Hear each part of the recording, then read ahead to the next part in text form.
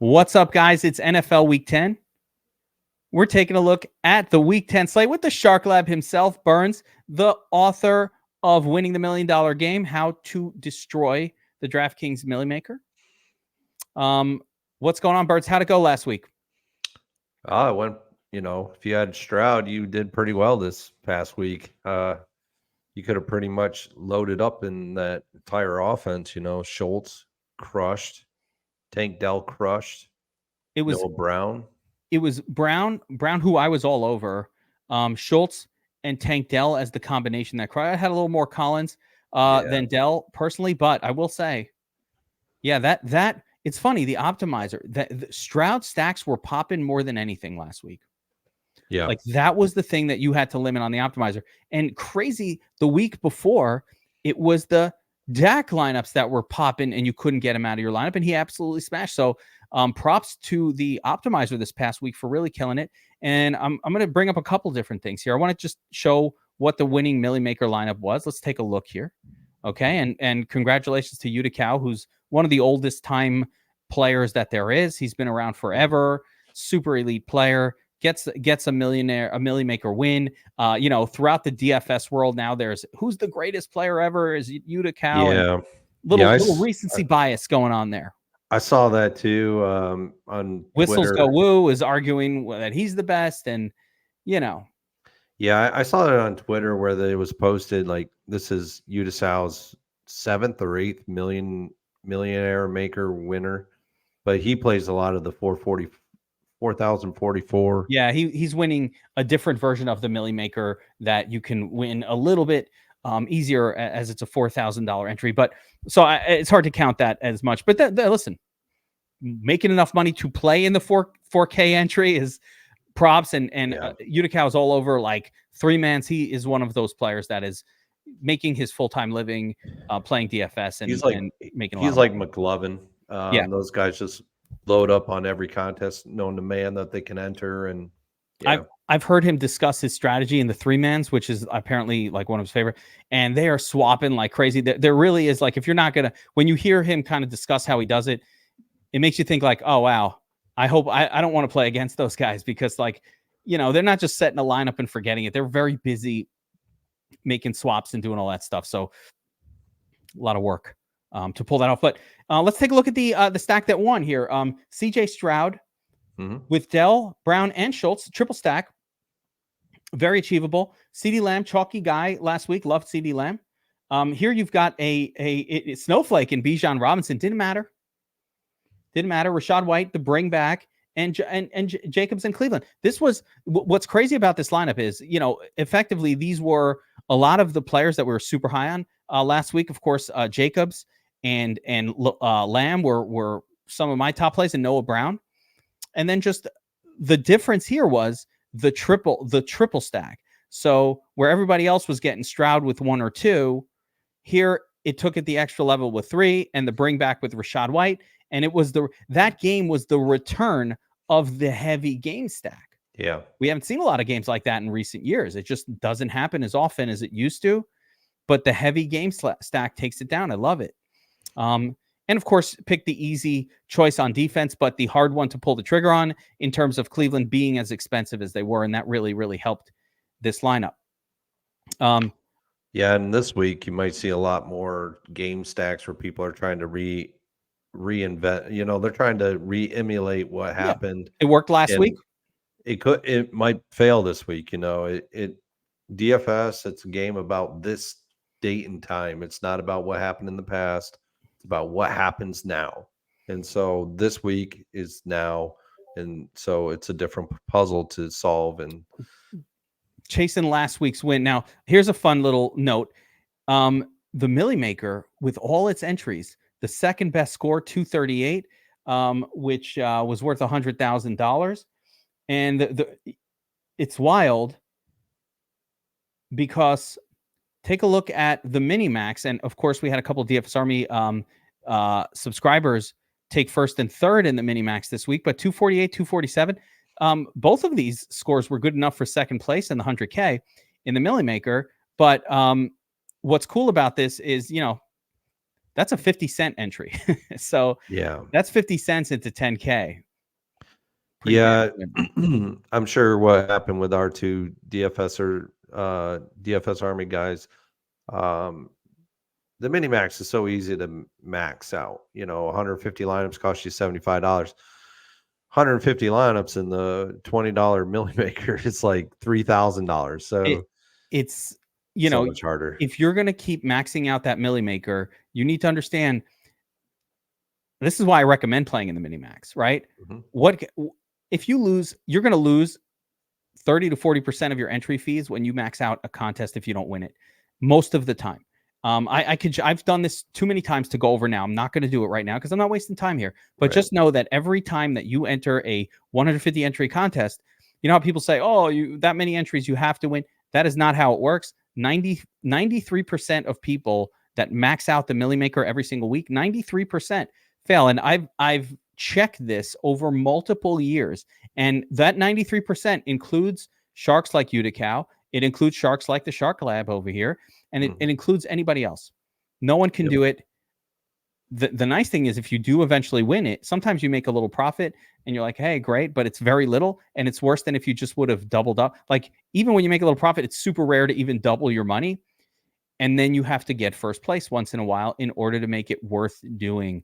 And if you Right. never hit first, you're just destroying your bankroll.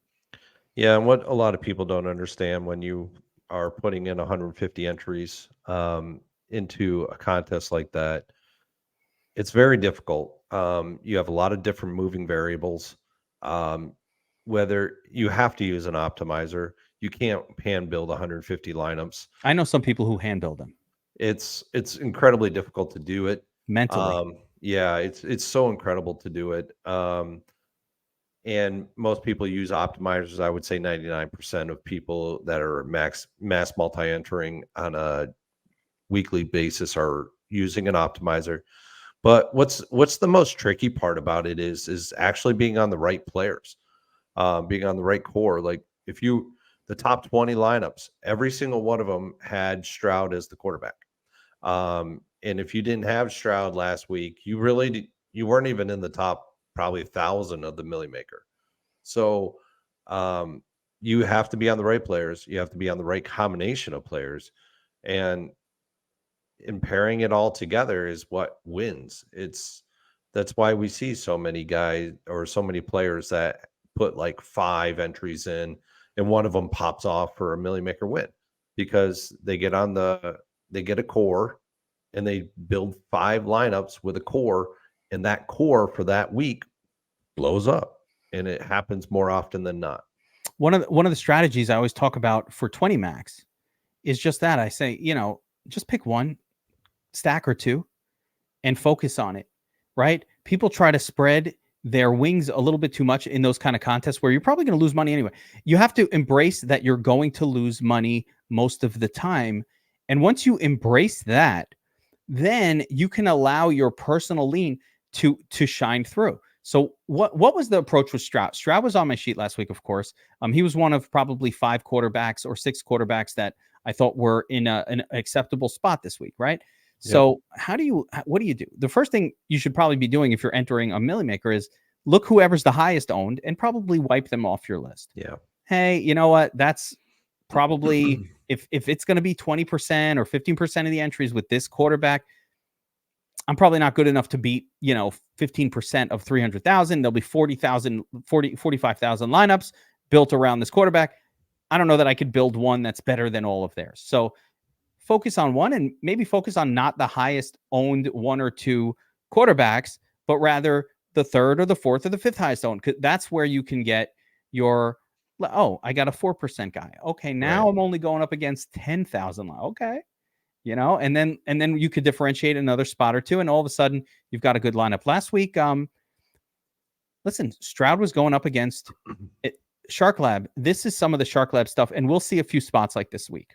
This Yep. week, what do you always say? You say pick the quarterback who's going up against the team that's allowing them a lot of points to quarterbacks this year, right? Sounds simple. It's in the book, Shark Lab, available on Amazon and in booksellers nationwide. By Yep. the way, link in the description, Shark Lab.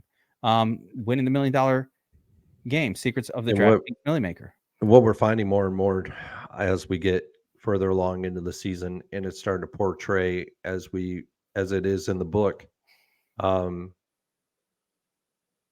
favorites. Forget your underdog guys now. Your underdog guys are the guys that aren't getting it done anymore. Forget about them. Just simply take the 10-game slate this week and wipe out all the underdogs at quarterback position. Well, let's talk that through. I'm not ready to fully give up on my dogs. So I get it. I'm not I get ready. it. But this is the best way. This is the most efficient way for someone if they're like, how do I pare down my quarterback player pool? This is your most efficient way.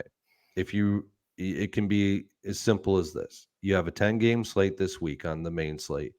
Take all the underdogs and just X them out. And then from there, take all your favorites. And then what you want to do is you want to look at the favorites that are going up against defenses that produce a lot of fantasy points to the particular quarterback position. All the ones that are less than 15th in the league. So like 15, 14, 13, all the way up to first in the league at producing fantasy points to the defense, to the quarterback position. All right. Those guys, you wipe out of your player pool. So now you got 5. I was hoping I was going to be able going to be. I was hoping I was going to be able 5. to sort this and show it on screen, but it's got all the crap in there. So it doesn't work on the DraftKings screen where you just like opponent rank 32nd. Yeah. You know, those greens. Yeah. And those are kind of ambiguous too. They don't, there's some things in there that aren't actually like what I would go by, but you know, it helps if you don't have anything else to go by. Those green numbers actually help you, but that's fantasy points per game. I think that's an acceptable metric for quarterbacks in particular. I don't mind it for that. Yardage allowed is the other one on the Statsational Power Ranking sheet where you could see, oh, these are teams that allow a lot of points. There are so on this theme. We're going to stick with it because there are a couple games where it looks like game stacky, and so I want you to then convince me why I'm going to only focus on the one side of that game. That's a very Burnsy thing to do. So let's actually bring those up here, right? So let's talk about NFL Week 10 and the big game of the here. I got the Dom station open, so let's look at it through here, through the guise of the optimizer, right? So one of the big games is going to be the Titans at the Bengals. Houston. So what's the Texans? Yeah, the Texans at the Bengals. Thank you. Yep. And of course, we have the Bengals installed as 7-point home favorites in this game. So Right. CJ Stroud is coming off that big game, right? CJ Stroud is coming off the slate breaker. Everybody wants to play Stroud. He's got cheap stack options going for him. The flip side, Burrow's heating up. There are some injuries at wide receiver, but that almost is better for us because now we have some salary relief at wide receiver with Burrow. Now that Higgins looks like he's going to be out, that means we'll get like Boyd or Irwin as a second stack, which is nice because now I can double stack him and it's not that expensive, even though Jace costs what he costs. So in this game, are you saying, Kevin, just ignore Stroud, as awesome as he is, focus Burrow here and make that your approach this week and, avoid the Stroud lineups, which Stroud's great. Just go Burrow and maybe that'll give an edge. Or are you say, hey, can we make an exception? How do you treat this one? I mean, maybe this will help.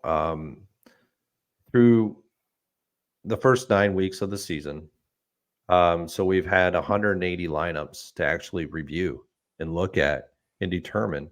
So that's a huge amount of information. 73% of the top 20 Millie Maker lineups are rostering a favored quarterback by the ending betting lines at lock. 73%. That is not a small percentage by any stretch. And that, where that 27% came from? The first 4 weeks.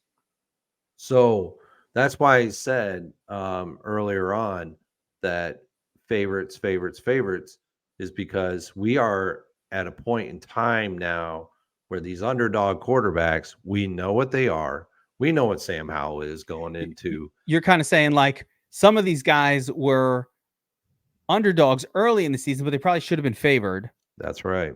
And so that skews it a little bit in the first few weeks of the season. And now that we've sort of discovered who everybody is, That's right. it's the point where, so I can make an argument in this game of Stroud versus Burrow that yes, if the game plays out as the odds makers say, as much as Stroud is doing the scoring, Burrow will be answering and scoring more. So that's the argument there that, hey, he's at home, and even That's if right. Houston takes the lead, the Bengals will charge back, and that will produce goodness for Burrow. And I love Stroud. Stroud is he's an amazing kid. I got the pleasure of watching him at Ohio State for 2 years. Very great kid.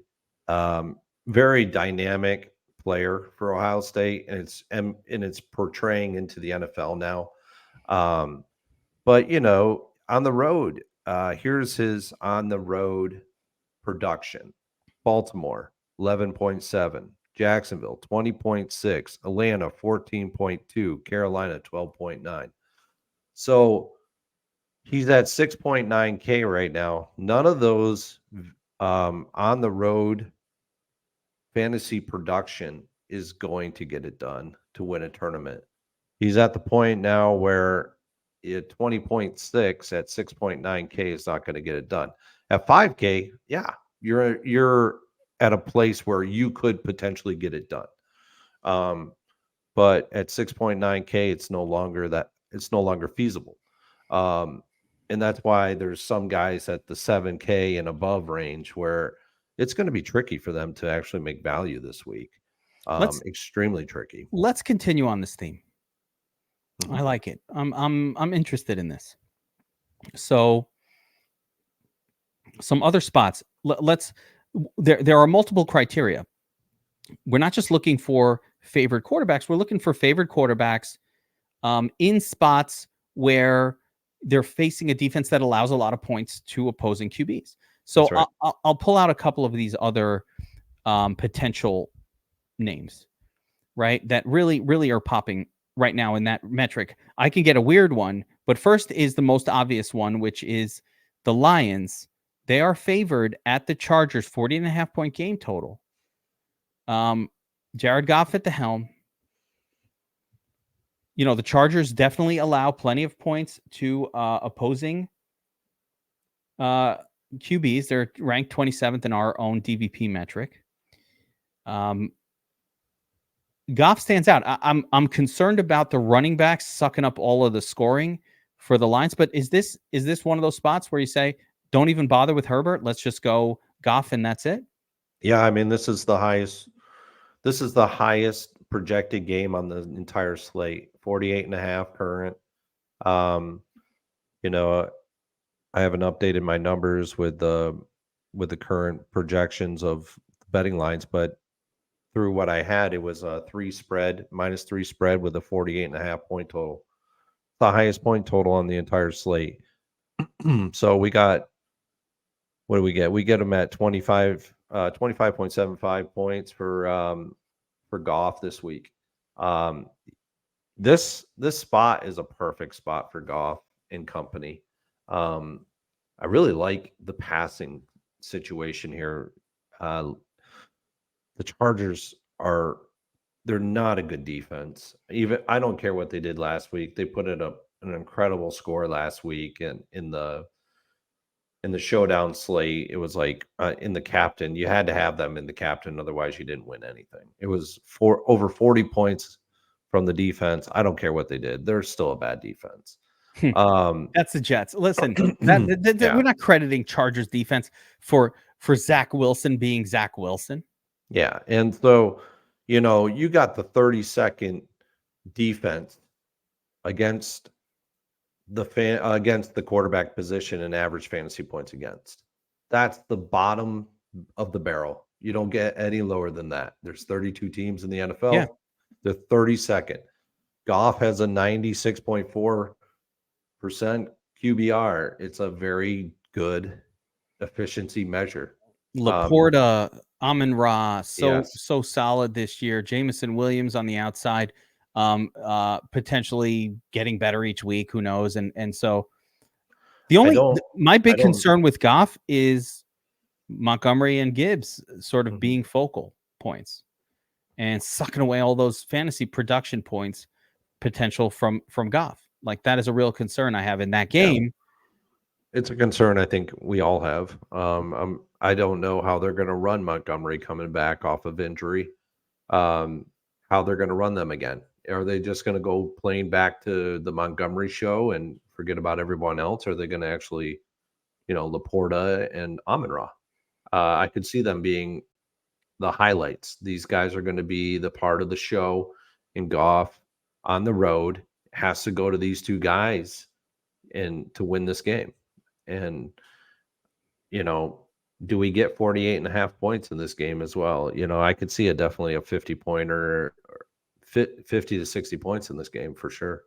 Let's look around the rest of the league. So sticking with this theme of favored QBs in those elite matchups, right?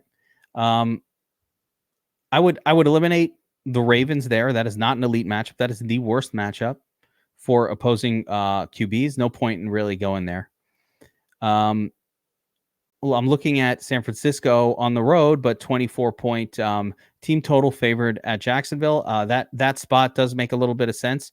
Little Purdy action. Yeah, Purdy is in a good spot here. Jacksonville is a defense that is middling at average fantasy points against the quarterback position. He's been a very efficient quarterback this year. He's got a 105 QBR rating. Right now, they're projected as the second highest on the slate for passing yards by the power rankings metric from Statsational. Yeah, they're looking. Yeah, a lot of passing yards potential in that game. Tough to. Yeah. It's not the easiest game to. I don't think it's that hard, but it's like I never know between Debo, Ayuk, and Kittle when all three are playing. It's rare that all three do. Which two to pick, so to speak. It's hard to differentiate between that trio. I'm worried about Jacksonville, though. I'm worried about Jacksonville keeping it up. Chase Young is going to be a part of this game. He's going to be on the opposite side of the defensive line for the 49ers. He's going to be the new toy in the defense. Him and Nick Bosa are going to be reunited from their Ohio State days. So I'm really intrigued by how they're going to how this game's going to play out with them on the defensive line together for the first time in their professional careers. 49ers gearing up for that Super Bowl run with an elite defense. They are heavy in the discussion right now. But their secondary is porous. Yeah. They've been giving up a lot of fantasy points to the. Could that change though with the acquisition of Young? It may potentially. Yeah, less time to throw the foot. I mean, there are two ways to stop the pass, right? One of them is have great secondary, and the other one is get to the quarterback really quick. And the guy that may actually be the benefit or the beneficiary to this one is Ingram. Short passing situations. Him and Christian Kirk.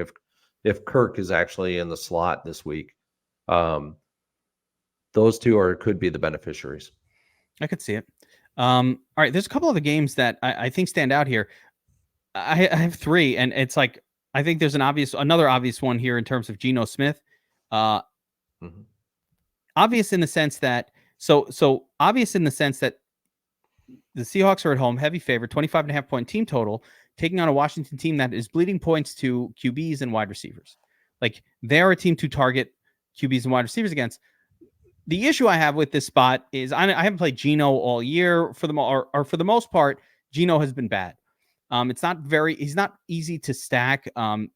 Two out of his three, I'd say DK Metcalf is perennially overpriced in terms of his average production and his target share. There are just not that many targets relative to the 7K price. Lockett is really hit or miss, and Jackson Smith and Jigba is on the way up. So he's hard to stack. And they do love to focus the run when they can. But Washington games, they do produce to the QBs and the wide receivers. So how is that another one that is on the Shark Lab list this week? Yeah, it very much well is. I just say if if there was ever a game where Metcalf could actually produce a significant, we're not talking about a guy that needs to produce 35, 40 points here. We're talking about a guy that just needs to get you 25 DraftKings points, and maybe Jackson Smith Najiba comes in with a 16 to 20 pointer right behind him, and that's your double stack, or vice versa with Lockett. We're not looking for, You almost don't need CD. to, I would say with all those tight ends in Seattle, you almost don't need to double stack it. It's almost dangerous to double stack. Like they have a lot of tight ends that they get snaps and could Yeah. steal touchdowns also. Yeah, but this is a game where, we're not talking about a guy that's 8K where he needs 32 to 40 points to get that tournament winning value. We're talking about 25, potentially 30 with him.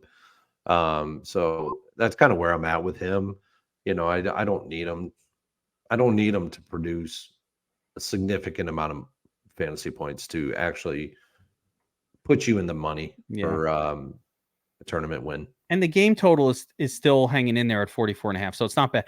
I want to now mention a couple of other spots, including one where I think we might flip the script here. But, one of them is Titans and Tampa.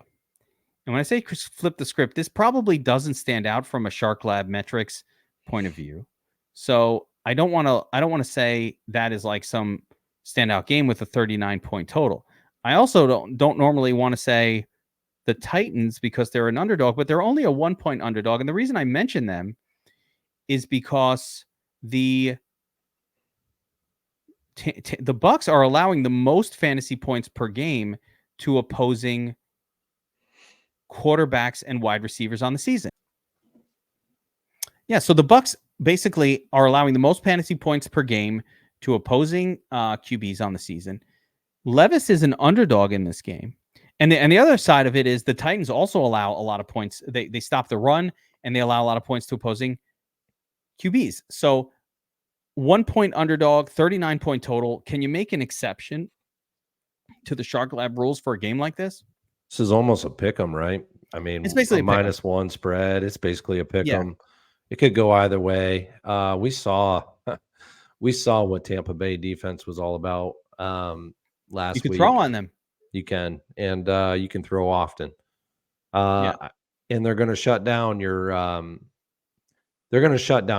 run game. So Derrick Henry in this game could basically be avoided altogether. And so this is where you could see DeAndre Hopkins. I don't know if Traylon Burks is going to be in this game or not. But it's basically DeAndre Hopkins is the main Chig target. Okongwu. Chig is another good play in this one.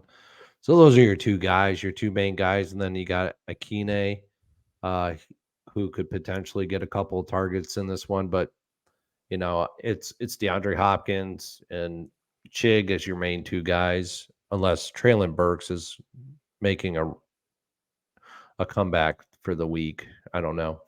That's still up in the air. Let's so can we make an exception for Will Levis in a game? Again, there's a lot of things working against us. 39, the total's low. Mhm. It's under 20. The math, what is the math telling you here, Burns? Is saying don't do it or saying YOLO, silly for the millie? Yeah, he's still an underdog in this game. I would love to see the total points go up in this game so that even if he is an underdog, he's actually above 20. That's kind of the golden number for your applied team total. He's just not there yet, but he could be an exception here. He's projected slightly under 240 yards passing, but he's had he's had some good run in the last couple of games. So, maybe we make an exception and this might be the one guy, but he's pretty cheap. I mean, he's in the 5K range. So He's very inexpensive. It's a cheap stack. It works very nicely. But yeah, it is a low total game. So there's that component. I think he's in my millie maker mix. I'm just wondering, how you're going to treat it. Another game here that I'm kind of like just, let's say, fringe interested in. I don't have a lot of interest, but I have a little bit of fringe interest, and that's the Cardinals at home, the return of Kyler Murray coming off the long layoff due to injury. I don't really buy the fact that the Falcons are a favorite here. I'm throwing that out. I don't really buy that. I think that's more a reflection of the market just being like Kyler Murray's not ready, or we don't know what he's going to look like. And chances are he'll look rusty. But what if he doesn't, Burns? What if he looks like vintage Justin Fields, just running around? He's a little rusty, so he's not as programmed to stay in the pocket anymore. Like, he's running, he's doing his crazy thing, and he wins somebody $1 million, and no one was thinking of playing Kyler Murray, and that's how you win the $1 million. Yeah, this is the game that I think is going to go under the radar with Kyler Murray. What I like about it is that he's home. He's at home. He's not on the road to start. So he's got that going for him. He's got some pretty good receivers. Michael Wilson.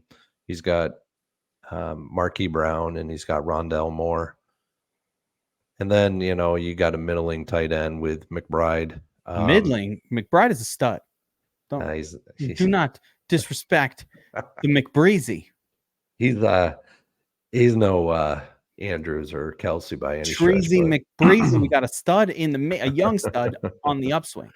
But, he had a good game 2 weeks ago, and then he faltered since then. But you're saying he didn't do well with Clayton Tune at the helm? No, I don't think anybody would do good with him. But Tony Gonzalez could unretire, and he would do terrible with Clayton Tune. I think he's going to be probably the highest owned tight end on the slate this week. McBride? Yeah, he's going to be one of the highest owned guys. He's 3,500. I would say his ownership is going to get up there. It's going to be 15+% by the time we lock in. Oh shit. I probably should have looked at that.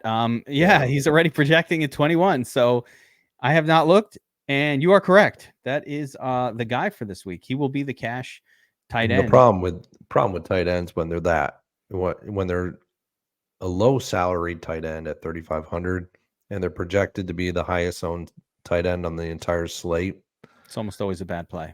It's a bad play. And and it's worth fading because he's going to be well above that. And when you come into play with Millie Maker, he'll probably be about 20. He'll be definitely 20 to 30% by then. It's really important to understand ownership leverage in the Millie Maker and how important it is to just avoid any sort of chalk. Like, if 30% of these lineups are using Trey McBride, and that's the case, and he's just a tight end that has a wide range of outcomes. Even if he works out, like, you've got to beat 60,000 other Trey McBride lineups to have a shot. You ever notice when you're watching your scores, right? And you have a chalk player, and you're very heavy on the chalk. You went over on the chalk, and that guy's doing well. And like, your amount that you're winning on DraftKings, like that number is not changing when they score a touchdown. That's how you probably have a player in your lineup that's over-owned.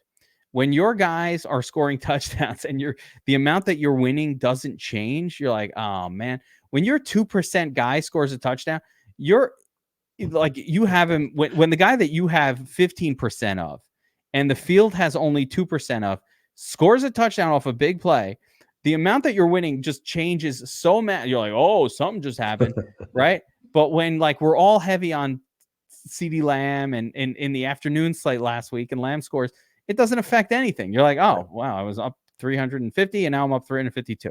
Great. Like, it is just super. The power of ownership leverage is very important in DFS. It's hard to stress that enough. But yeah, so you're okay with Kyler Murray here. It's not like a great, Falcons are a good defense or whatever. I don't think it matters. I think it's more of just the guy's coming back. A lot of people are going to play him. Kyler Murray was a 7K plus player when he was healthy. He's under 6K, 5,900 for this slate. I don't think he's going to be highly owned. I just wonder what how the betting lines are going to fluctuate with this one. Now that there's the potentiality that he's going to be the starting quarterback, how are the betting lines going to fluctuate? You know, we no longer have a Tune guy in there, Clayton Tune. So the betting line, seeing that it's going to be a better quarterback, how are they going to fluctuate? So I just sorted this by ownership projection. I'm telling you, this is the first I'm looking at it. I have not had a chance to look at the main slate ownerships yet, and I have to tell you, Burns, I'm surprised. Mhm. I'm disturbed. So I already see areas where we can just comfortably fade, and I like that. So Dak Prescott at Yeah. 10% ownership in an obvious defense and running back situation simply does not compute for me. I'm fading it. I'm full fading it, Burns. Oh, I'm right there with you. Okay, good. Thank 16 goodness. and a half point spread on that right now at the current point in time. No way would I play Dak and CeeDee Lamb in this game. No Lamb either. Yeah, that's right. We saw last week what happens in a game where defense, and when you play a dead Giants team, this exact team, Yeah. right? What happened for the Raiders? Devontae Adams disappoints.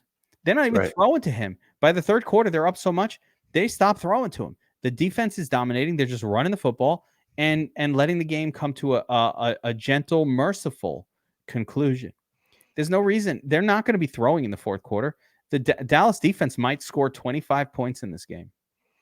Yeah, they got Tommy DeVito rolling out under center for the Giants, and he's by no means a quality quarterback in the NFL. You know, the greatest scene from Goodfellas featured Tommy DeVito. Yes. Are you laughing at me right now, Burns? No, I just You know think the I'm funny? scene. You I think I'm just funny? know. I know You the think scene. you're laughing at me right now? Am I here to amuse you? I'm here to amuse you. You're answering. That Do you movie's think I'm actually funny on. scene? Yeah, the Joe Pesci. It's actually on TV tonight too, so it's Is kind it? of That's funny. awesome. Yeah. That's awesome. Love that movie. But yeah, I mean, wait, Dak, and wait, hold on. Gino is going up to 13% on. I'm fading that shit too, Burns. I don't care what the Shark Lab says. I'm not playing Geno Smith at 13% ownership. So I'm probably gonna have to. I'll go under. I have to go under the field on that one. I cannot accept it. So really interesting. Joey B's the number one guy. Joey B rightfully is the correct number one guy. I understand that. It makes a lot of sense. But you can get Jared Goff at low ownership. That's right. So there are some interesting spots here. Will Levis at no ownership. Not that that's like the greatest play, but even CJ Stroud, I get it, underdog. But if he's going to be 4% owned, I'm going to have some interest in him as well. Yeah, that brings more interest to him.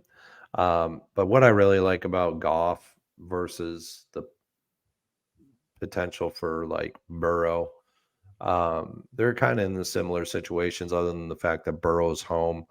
Imagine if Goff was home in this game, how much higher his percentage of ownership would be. He would probably be the number one guy in percentage of ownership this week if he was home. So, that's a ding to him, but at 6,400, there's been winning million maker lineups that are hovering right around that 6,400 salary point for the quarterback. And I'll pull up the actual average. The average right now is 65.46 for the top 20 million maker winning lineups. There you go. So, I mean, that's about what you want to be spending. Of course, that average includes occasions where the 5,500 guy gets it, Right. and occasions where the 75. But I'd love to see stats on how often like the 8K plus quarterbacks have been in those lineups. I know it a couple times. We had Mahomes week a couple weeks ago, Mahomes and Lamar, right around 8K, but 15%. It's 15% of the time. Yep. There you Out go. of 180 lineups, 15%. Okay. So yeah, it's less common those more expensive quarterbacks are getting there, which makes a lot of sense. Yeah. Anybody that we didn't, I think, by the way, I'm glad you said it. I think Dak is a very easy fade. I'm shocked to see Kyler Murray up here, but this isn't really up here. Everybody beyond Dak is pretty much kind of like the same. Like these numbers, the difference between 4 and 6% is just natural error with the ownership projections, much more than it is, one guy better than another. So let's move on and I think that covers the QB position for us. Let's Sure. jump over and talk about some running backs and see how much time we have to cover these different topics. So here you go, Joe Mixon, highest owned on the slate. Joe Mixon. Yeah, be careful of this one. Joe Mixon hasn't produced a quality winning fantasy production other than I have to pull him up, but I think he's only really gotten to maybe one time this year where he has had a good score.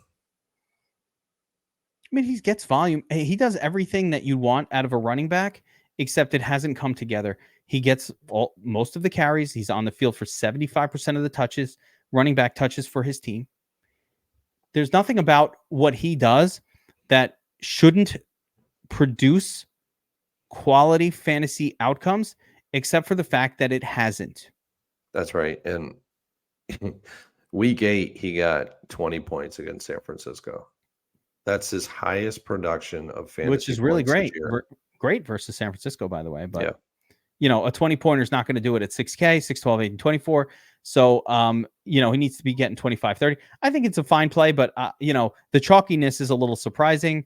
Rachaad White, another guy, he's coming on strong last few weeks, but not in a great matchup. Tennessee's pretty good against running backs. Nice about White is they throw to him quite a bit, but he's definitely got more duds than stud games this season. And it's also interesting to see him as such a highly owned running back. It just probably shows how weird running back is on this particular slate, that can go that way. Yeah, it'll be surprising what his total ownership is at this week, coming off of that really huge game from last week, but maybe he's going to be closer to 20% owned versus 22.5%, but I can still see him as being one of the highest owned running backs on the slate. That'll be right up there. Christian McCaffrey.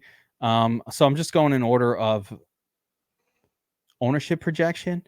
Christian McCaffrey is always a good spot, even though I did note that Jaguars are one of the better teams against running backs. Not necessarily widely known. They're really, really good at limiting yardage to opposing running backs, but I don't think that matters that much with CM Sizzles. He's a little too good for that to matter. I'm not sure that this is a 36 plus pointer type of spot, but McCaffrey's putting up 25s and 30s like they're free. Yeah. He's going to have to push 30 plus for us this week to get there. For tournament winning value. We're going to see it. I mean, last week we had hesitation that it was even going to get close to 250 points. We thought we were going to be more in the 2 to 220 range, but that game did it. Yeah, it got all thrown out the window. It was exactly 250. But yeah, it was that one game that really, really did it. Here's another one. Travis Etienne coming in at 17%. One of the highest owned players on the slate. Underdog San Francisco defense. I mean, I like what Etienne's doing this year, but man, if there was ever a spot that you'd be a little concerned about, this is that kind of a spot. He needs to put up 28 here to make value. I don't know, Burns. What do you think here? Can you go to Etienne as in this sort of situation? Again, San Francisco really good at stopping the run. This one's tough, and they made their defense better with Chase Young up front. I just don't know about this spot for him. He's not he's a good running back. I don't know. This is a really tough spot. Yeah, this is a weird week. Here's Pollard up next, and Pollard's kind of like Mixon in the sense that he's doing everything that should be done to score well as a running back. It just hasn't happened yet. If there was ever a game where Pollard should pop, this is it. Mm-hmm. Massive defense, Giants, a dead team, so to speak. When I say a dead team, the Giants, they know Tony DeVito is their quarterback. They're not out there trying their best at this point. Like, the fire is gone not for any reason other than we don't have a chance this year. We don't have a quarterback on this team that's even mildly competent.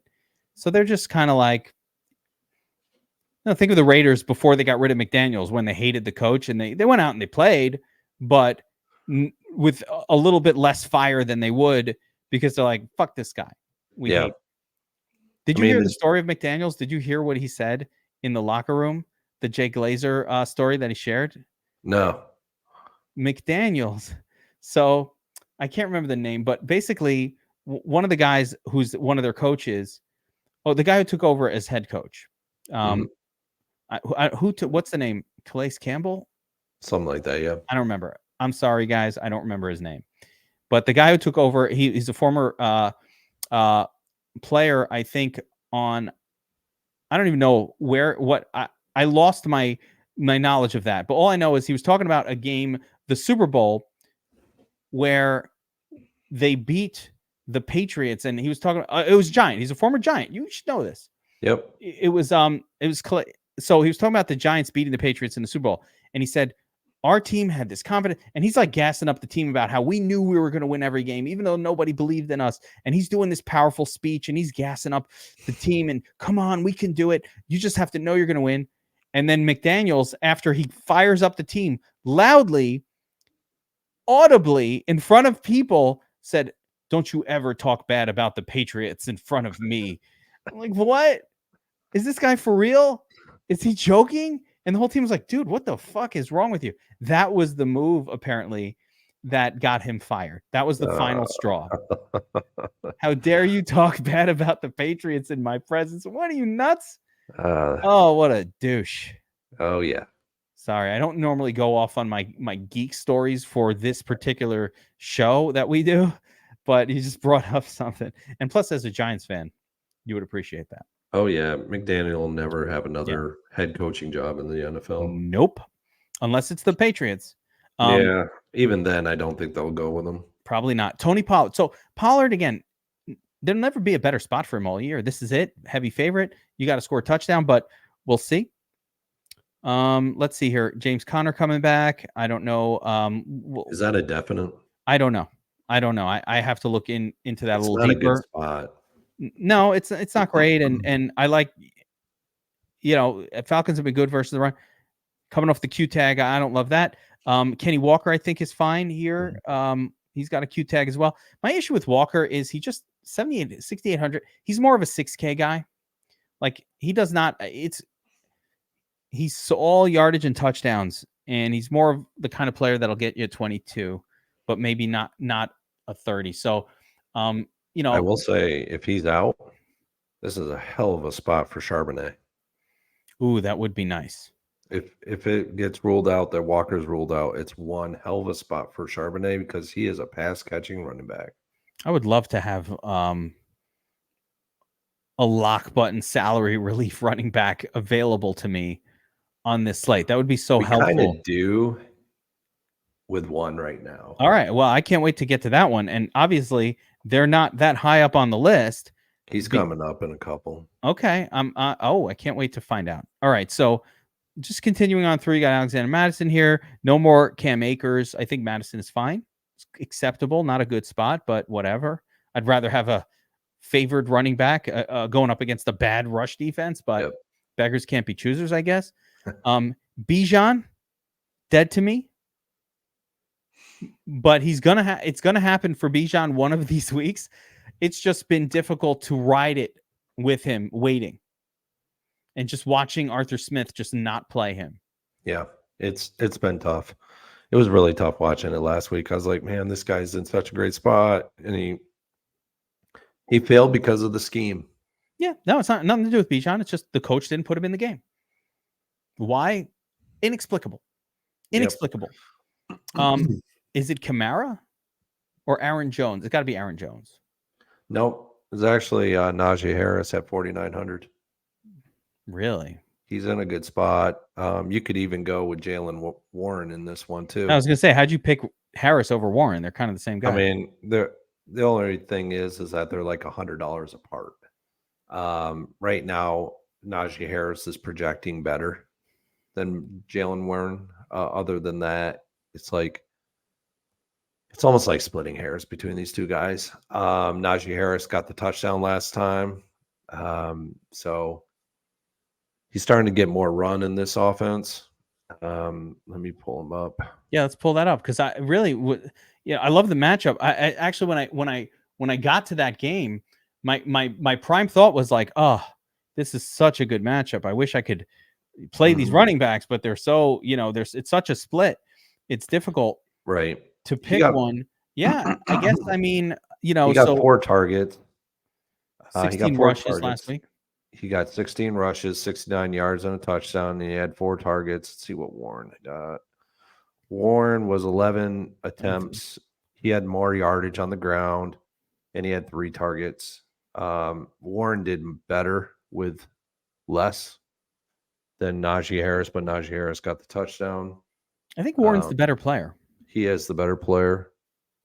And Najee's got some, he's got some miles on his treads as an NFL running back, whereas Warren doesn't have those. You're looking at the power ranking sheet, which shows that this game is a plus matchup for running backs. I saw the same sheet, and I want to believe, but it is hard to believe in either of these guys getting more than 15 or 16 fantasy points, even on the best of circumstances. And I think with these two, if you get because they're at 4,900 and 5K, that if you get that 16 to 20 points, I think that's actually enough. It may be enough for you because they are priced so low. Now, if Najee was 5,500, it would be a no-go because he's just not producing at that level. But Warren is actually 2x his salary right now and fantasy points per game. But yeah, I mean, one of those two guys could make it there. Najee's a little higher owned than I would have liked him to be. I would actually like him to be in the 6% range. Then he's worth it more. Yeah, I was shocked to see that he's going to be 10%. I think that's a reflection of thing. It's a reflection of what the running back position looks like this week. In my first look lineup, I didn't realize Montgomery would be back, and I said Jahmyr Gibbs is the smash spot of the year. You can lock that, and then all we have to do is figure out a second guy. But that was taken away from us, and so I'm going to ask you, as we've gone through this running back, it's tough. It's a tough one this week. I think this is where the week is going to be made or broken. It's going to be at running back, and you might have to get weird with players that haven't been productive all year, just kind of hoping that this will be the week that they turn it around, which sucks. I hate doing that. But it, might have to get a little crazy with Tony Pollard, or who hasn't had a good game yet, or someone like Joe Mixon, who does not stand out at all as a good play. I don't think you play Gibbs or Montgomery. I think they're both priced as if the other one isn't playing. So I don't think I can do that. Whew. It's tough. It's tough. It's a tough situation. I'm going to throw one other name out, which is Aaron Jones. Yeah, AJ's. Let's see what he looks like here. I mean, last week, 20 carries, some targets. They gave him the full workload. The fact that he has a consistent lifetime Q tag on him, that don't make me happy. It's not something I like. It's not something I prefer to see, but 20 carries last week, 6 targets, 4 receptions. So they're throwing to him.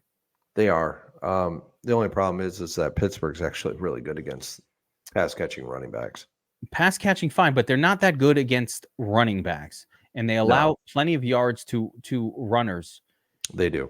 And it's not like, I think we're pretty confident that AJ Dillon is not good. He's not the guy. No. Yeah, it sucks. Guy. So I don't know. This is going to be where you're made or broken this week. My advice to everybody out there is pick 2, not 3, and be right about those 2. That's right. Yeah. Another guy that probably is going to go way under owned too, but he has a decent matchup. It's decent. It's not great. Is Brian Robinson on the road against Seattle? We're at that point where with the running backs that, these guys, it's not a great week for running backs this week. It's I wish actually pretty gross. I wish my guy Ford was in a better matchup than what he's in. Because I love me some Ford. I Yeah, it's a loved him tough last week. matchup. By the way, I loved Ford last week, and of course, no recognition for that low-owned sweet play because it didn't translate into a big score. But Burns, if I told you 20 carries, 7 targets for 5K, are you going to sign up for that? Oh yeah, I loved that play last week. It was I was all about him too, and I had so much for it. I had so much. I thought I was like owning. I thought I was making the whole field my bitch with that play. I was like, this is so sharp. I had an And adore to him, and I only got like 5% of them, which I was at was full fine. 33%. I Oh, just went all the way. When I say I played him, I played him. And 33%, I just made sure because I was like, this is my edge on the week. And of course, he did it, but he didn't do it. It's still okay, yeah, but it didn't break the slate like it should have with that volume. And you know what? I'll do it again every time. You give me that volume, I'm in. yeah. The volume with Brian Robinson and it's just not there. Brian Robinson actually had a bunch of carries last week, but the week before, it's like some other dude emerged, and yeah, he's not getting 20 touch. He did get touches last week. It's just Um, not sustainable. That's all. well, yeah, it's Like listen, it's what the team is he's doing. not having it sustained every week. It's like, Yeah, like I'll show that on screen as well. Yeah, yeah. If you could promise me 18 carries mhm. and 2 targets, I'm in. Even with this shitty score that he got, I don't care. The volume was there. I don't hate it this week. It's just they're an underdog. They're on the road, and it's not as good of a spot. It's not as good of a spot. But yeah, if the week before he's getting 10 carries or 8 carries or 10 carries and 2 targets, so that's a disaster, right? So Yeah, it's either really good, and he got a touchdown last week and still only scored 12. So, I don't know. it's just the salary point for him. 5,400 is really cheap. I'd almost rather go Bijan at that point and just say Yeah, YOLO with right. Bijan and just like accept the Bijan situation. The Bears are kicking field goals nonstop in this game. Um, But he's actually, I don't mind um, running backs on the road that are underdogs. So they actually produce pretty decently. let's see. Let me check the time here. All right, let's run through. I'm not going to do a whole discussion about wide receivers, but do you have any flag plants here in the stud zone that you want to sort of tell me about that stand out for you? Yeah, at wide receiver. Yeah. Yeah, my flag plant. If I had Wait, can I guess? the yeah, go ahead. Amon Ra. Yeah, he's my flag plant. Yeah. And then second flag plant would probably be at that higher level is Jamar Chase. Yeah, I agree on both of those. 2 best plays. Lamb fadeable, Keenan Allen not so okay, but a little pricey for who he is. It is, but he's the only guy in town now that we Yeah. have pretty much everybody out of consequence. Palmer, Mike Williams, but the only guy that could vulture him is Eckler. So Yeah, makes sense. Scrolling down a little bit here, in the middling zone, let's call it sub 7 to 5K. Anybody popping off the board for you in particular? I mean, it's a big zone, and I want to keep it really brief. yeah, like it's below 7K range. I don't mind a couple of these guys in the 6K range. I don't mind Kirk against San Francisco. San Francisco has a pretty poor secondary. But Lawrence, he's gonna get a lot of pressure in this game. We talked about it. Chase Young meeting back up with Nick Bosa, reuniting. First time in professional career of doing so. Don't mind DeAndre Hopkins this week against a mediocre secondary of Tampa Bay. There's a couple others in here. You got McLaurin again this week. He's going up against a porous secondary with Seattle, but they're getting better. So, don't go overboard here. There's some other real decent spots, but those are the highlights. Yeah, I mean, I'll throw a couple of names out there as well, and I agree with everybody that you mentioned. I like all those guys. I would throw probably Drake London in that mix as well, coming back, and as long as it's Taylor Heineke, he plays competent QB. Similar Marquise Brown with Kyler Murray, but probably only with Kyler Murray. But I like these WR1s that you can get in the cheaper, in the low 5K range. I think the really popular guys are going to be Tyler Boyd and now Trent Irwin as your cheap paydown option with Higgins likely out. So The one real low guy under 4K that's popping as I run the domination station is Josh Reynolds yeah, I could at see why. 3,800. I see him popping, but I don't know if I love it.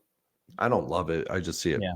It just happens I naturally. understand why, but I don't love it. I think Noah Brown you can go right back to. In this zone right here, I'm going right back to Noah Brown. Mm-hmm. As long as Robert Woods is out, Noah Brown has been getting it's not like a crazy pop. He gets 4 or 5 targets, 5, Right. 4. On the bad game, he gets you. No one was expecting 30. We weren't expecting that, but No. But he did it last year with the Cowboys. yeah, he can go off. He's not a young player. He's an older player. Noah Brown 6 targets at 3,700. That's all you really need. I more expect like this result, the 8.7, or that extra target, and now it's 12.2. But that's okay for 3,700, especially when you have that massive upside of he could pop off and it's a good game, and we want to target this game. So that's another guy that I'm looking at. You already mentioned Trey McBride is a popular tight end this week. Anybody else jumping off the page for you? Another guy's Gotta be Sam Laporta. Oh yeah, Sam Laporta is probably my number one guy. Other guys that are popping off, Thomas with Washington. He's another guy. Let me just pull it up. Logan Thomas is always like he lulls you to sleep and then he has a big game. Yeah. Actually, to tell you the truth, now that Higgins is out in the Cincinnati game, I think you can go right to Irv Smith in this game. Listen, I like the price point, so I'm not going to argue with you too hard against Irv Smith. Don't love him, but like it. Chiga Okonkwo as well. Stands out a little bit. You can go right back to Dalton Schultz as well, too. Yeah. I'm on that group. What do you think of Tay? Who's that? Taysom Hill, man. He's been putting up big numbers week after week. He has, and he does it in unconventional ways. Yeah, I'm just not on him. It's just a weird matchup for them. Come back down to earth week for Taysom Hill. I think so. After, the first 5 weeks of the season with 3s and 4s and 2s, he's giving you 20 points 2 weeks in a row. It's tough to chase that chalk. I'm getting offers for Taysom Hill in my dynasty leagues. Hey, you might want to take him. I'm thinking I'm mulling one over right now as we speak. All right, defense. Always love talking about defenses with you, Burns. Yeah. Just give me your top 3 here. We'll go over everything, of course, on tournament tactics as well. We'll get a little more in depth, but give me your top 3 defenses for the slate before we have to go. I think at the high end range, you got to go with Dallas Cowboys. I mean, they're the de facto number 1 defense on the entire slate. At 4,400, they're facing a Giants offense that is just in shambles right now. They've gone through 3, and they could go through 4 quarterbacks this year. With DeVito could potentially get knocked out of this game, and then they bring in Barkley. It could happen. After that, I've been toying with how I want to attack this slate, but one defense that I'm really intrigued by is the Tennessee Titans on the road.